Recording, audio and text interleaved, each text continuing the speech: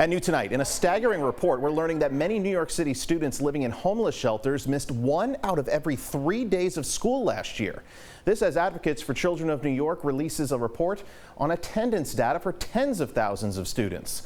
News 12's Faith Graham joining us now in Soundview to break down the data for us. Faith.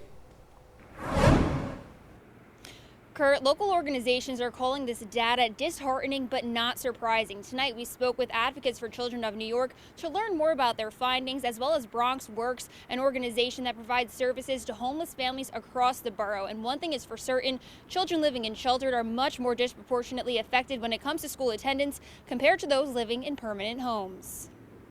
It's really troubling. It's really troubling. Jennifer Pringle, a project director with Advocates for Children of New York, reacting to last school year's attendance data for students living in homeless shelters. Depending on the month, it ranged from anywhere between 11 to 14 percentage points lower attendance than their permanently housed peers. They say the overall attendance rate for homeless students was between 75 and 80%. Pringle saying older students were impacted even more.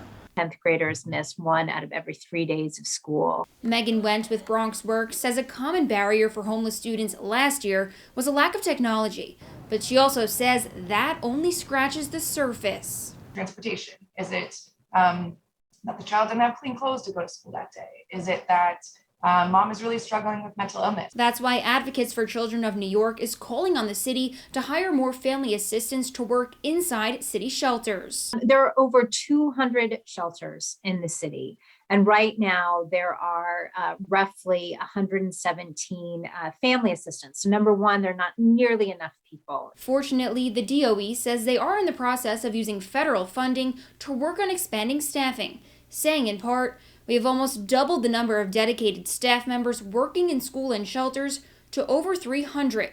We continue to work with partner agencies while engaging stakeholders regarding the use of federal funds." Now, both Went and Pringle say that even though children are back in schools and not having to learn from their shelters, this is still a major issue. Pringle says that in the first few weeks of this school year, the attendance rate for those living in shelters was just 73%.